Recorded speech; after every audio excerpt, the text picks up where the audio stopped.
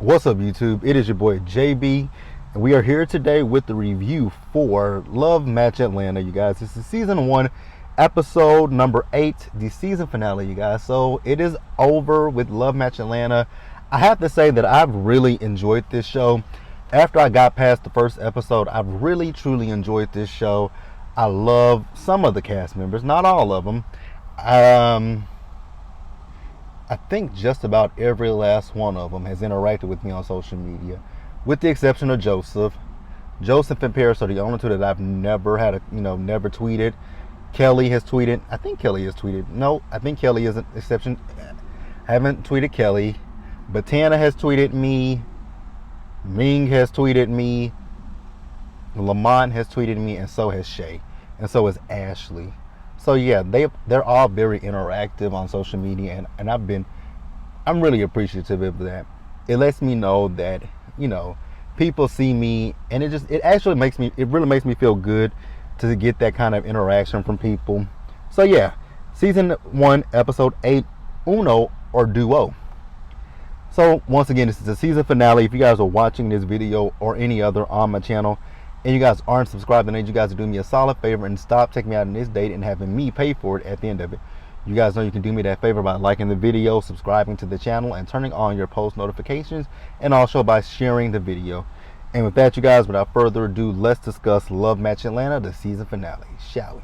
So this episode, we don't pick up where we left off, but they're talking about what happened at the end of last week's episode. You guys remember at the end of last week's episode, Joseph flipped out on Paris. So Shay and Lamont, they're talking, being their shady selves, and I'm so glad that somebody pointed out that that suit he had on last week's episode at that masquerade ball, it was ugly. Well, Shay was being nice, that was the best he's ever looked. Was it? Because that was an ugly outfit, but okay, hey. So then they're talking about, how things went left at the party, and she's telling Lamont this. And then she's like, so I don't know if they showed this last week or not. I did see when Joseph went up to the table where Paris was, and bruh man was pissed off because she didn't want to dance with him. Like, nigga, it ain't that deep. She's networking for your business, a business that ain't got her name on it the first. You know what? She said she was an opportunist at the end of the episode. I don't blame her. You gave up your life for this man. Get every opportunity that you can from him. I'm all here for it. So then we see Kelly and Tana. They're talking about it, as well as Ming. You guys, yeah, I really don't like Ming. I can deal without Ming. If they come back for a season 2, they can X Ming out of this show. Ming is ageist, and now she's body shaming people, and we're gonna talk about her body shaming in just a little bit. So we see Shay. No, not Shay. Shanta. So Shanta is going out on this date that Shay has set up for her with this guy named Kent. When I saw this, when he asked her what her birthday was, and she told him what her birthday was, and then she's like, "Oh God," I was like, "Oh yeah, this ain't gonna work out." I can already tell this is not gonna work out. So then, the thing with Shanta was, I think Shanta issue with Shanta was that she came off a little bit too strong, and I think that was the big issue. She came off too strong, especially when she asked this man. But here's my thing, and here's a question: why does it matter? So Kent showed up to his date in the Uber. She said, "Well, I noticed that you got out the Uber, so do you have a car?" If he doesn't have a car, what does that dictate? As long as this man is able to get around, if he got to get around using the bus, the Uber, a taxi, however he has to get around, that's his personal business. Like, I didn't understand her asking that question. Like, you do know some people don't like to drive. Like, people have trauma. Like, I had my aunt, she didn't drive until she was well into her 50s. And I was 16 me and my aunt got our license around the same exact time. And my aunt didn't drive for years because it wasn't something that she necessarily wanted to do. And then also she didn't drive because I think at a certain point, I think she had some, actually I think I know what her issue was. Like my grandfather got killed in a car accident. And I think that a little bit of that was, some trauma that she dealt with. So you don't know why people choose to have multiple reasons why they don't want a car. And I just didn't like her asking that question. And then sometimes people can't. And shit. At this point, at this current point in the economy, I have a car. My car, if I could sell my car today, I would, and just take that money and just take public transportation. With the way that the gas is going right about now, I would sell my car. I would sell my car, rent my car, do whatever I can, so that way I ain't got to spend the money to put gas in my car. Like, so it is what it is. But Shay met up with her, and she was telling her how he wasn't feeling that date at all. He wasn't feeling it. He said she was too aggressive, and then you see her asking these. I'm like, damn, you were interviewing that man, and that's exactly what he said. It felt like an interview. It felt like she was grilling him and interviewing him. Absolutely. So then we see Shanta. She is doing this mock date with Lamont. Shay, you got your hands full, Miss Shanta. That's all I gotta say is you got your hands full with Shanta. So then we see Joseph. He called Shay later in the episode talking about the party. And, he didn't like the fact that Shay called him out. I was like, really, bruh? But you were out of line. You need to seek some help for that anger management issue. And he hung up in her face. Okay. Joseph is a little bitch. I had to say it. Joseph is a little whiny, bitchy brat. Period. That's all I gotta say. Let's pause here and move forward. Since we're moving forward, let's go ahead and do it. Joseph. He's the next person on the list. It really wasn't much with Joseph in this episode. All we saw with Joseph was he has a new client. He's doing everything solo dolo, no Paris, and he's doing a photo shoot for one of his clients. I'm gonna choose to keep my opinion of Joseph to myself. I'm gonna keep my opinion to myself. I'm just gonna keep it to myself. I'm not gonna say what I think about Joseph.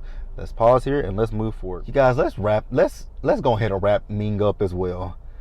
You guys remember her client Tiana in last week's episode, the one that's getting married. For Ming to be so high class and so bougie and everything, you don't know where Laos is. A woman of your stature, I would think that you traveled the world so you could speak in any accent that you want. Shout out to Dorit. I would think that you would know where Laos is. A woman that is so, prim and proper. That's bullshit. And then, I'm not going to speak ill of her client Tiana's dresses, her wedding dress that she picked from Ming. But girl, you would have been better going to David's Bridal. Because that dress that you chose for Ming, I said I wasn't going to be mean. It was ugly. Sorry. It wasn't cute. I think it was the color. Nah, it was the whole thing. I would rather go to David's Bridal than to buy shit from Ming. I wonder what Ming's clientele looks like now, especially that guy that she talks shit about his business. Like, I just really wonder what her business is looking like these days. Because Ming wouldn't have me as a client. The only people that I can say that I would work with on this show would be Lamont, even though we didn't see a lot of him. Lamont, Shay, Kelly, and Tana. Those are the only ones that I would seriously consider working with. Ming, unprofessional. Joseph, hella unprofessional. So then we got another scene with Ming. She's talking to Paris. It's not like she was trying to tell Paris to go back to Joseph. Why? That's toxic. You can see that their relationship is toxic. Why would you? Okay. Let's pause here, you guys. And we're going to actually go ahead and wrap up the episode. For a season finale, I don't have a lot of notes. Well, I got a lot with Kelly and Tana. So yeah, let's pause here, you guys, and talk about Kelly and Tana.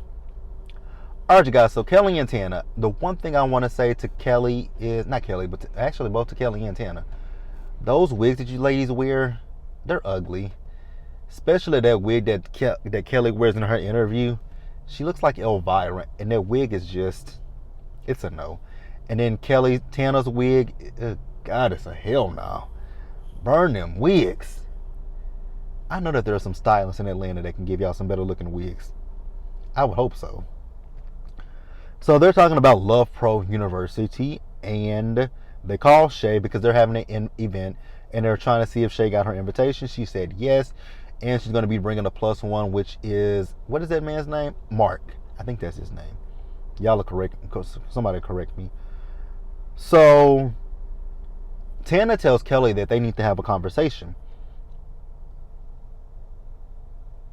And the thing is she wants to talk about is, you guys know that Tana's, why do I keep wanting to say Tana for Kelly? Kelly, you guys know Kelly's boyfriend, Chris, is that his name? I forget his name as well. Chris, he's adamant that he's not moving to Atlanta.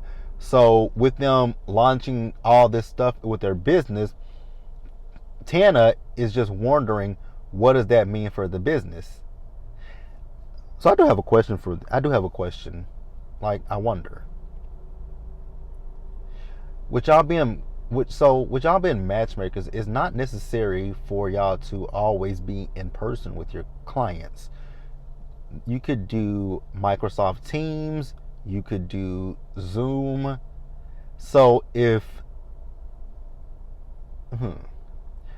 Tana, not Tana, yep, that's what I meant to say. If Tana's in Atlanta and Kelly is all the way in Detroit, they could still make the business work. It would just take a lot of effort, and I'm pretty sure that this is the thing that actually it is. There's a difference in time, but I mean, they can make it work, right? Right? Maybe. So then they meet up with Manushka.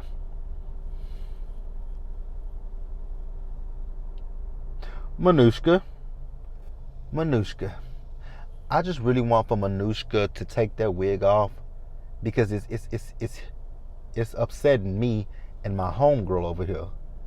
Manushka, that wig. Your natural hair looks better, Manushka. Your natural hair looks so much better.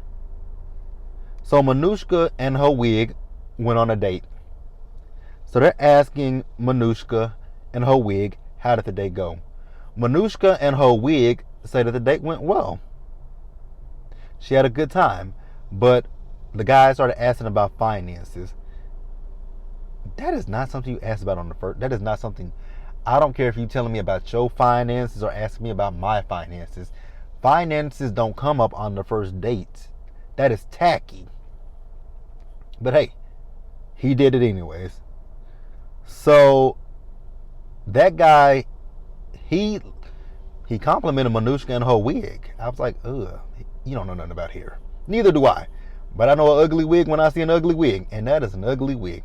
So that guy kind of friend zoned her, but the guy that she went out with previously, he would like to get to know Manushka and her wig, and Manushka and her wig would like to get to know him. So then we move over to the party. Everyone is at the party with the exception of Joseph and Paris, and Ming shows up. This is where Ming lost me one last time. So I'm good on Ming. I don't ever have to see Ming again in my life on this show. If this show gets picked up for a season 2, I really, really, really hope and pray that they drop Ming. She's not needed. Like, she's not good drama at all. Not at all. She's ageist. She talked about Kelly and Tana's age, but you ain't that much older or younger than Kelly and Tana.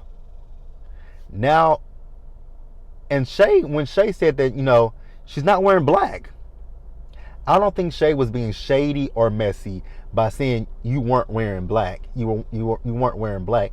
Then in her interview, you could use some black. It's slimming. You know what, Ming?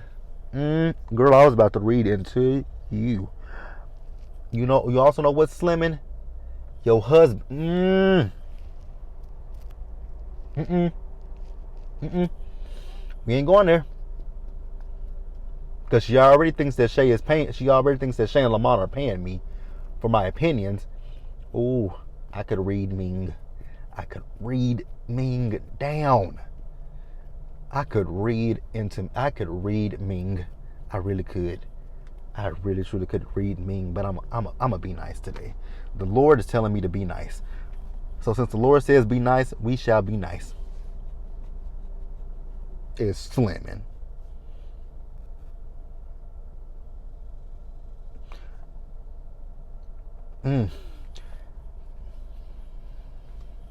We gonna pray, because I could have read her. So Tana, she pulled Chris aside to talk to Chris, and she's talking to him about, the business and if he's opposed to living in Atlanta. He told her they'll work it out. I don't know what the hell that means, because then he proposed to Kelly, and I was like, oh shit. So what does that mean for y'all's business? And even they said they don't know. I was like, ooh, trouble. Trouble, trouble, trouble, trouble, trouble. But that's it, you guys. Let me know what you guys thought about Love Match Atlanta, the season finale, and the season overall. Overall, you guys, I really did enjoy this show. It's a great show. I wish we had got more matches, but it is what it is. Yeah, let me know what you guys thought about it. Subscribe to the channel, turn on those post notifications, share the video, you guys, and until the next time, stay safe out there. Take care of yourselves. Remember to wash your hands, wear a mask, socially distance, be blessed, and I'll catch you guys later. Also, you guys, if you guys do want a season 2, which is something that I'm going to do as well, I'm gonna tweet Bravo. Let's just tweet Bravo and tell them we want this show to come back for a season 2. I know that the show didn't have the greatest ratings, but hell, Watch What Happens Live doesn't have great ratings either. And look at Andy, he's still here. So yeah, I hope that we get a season 2, but I'll catch you guys in the next one. Bye, guys.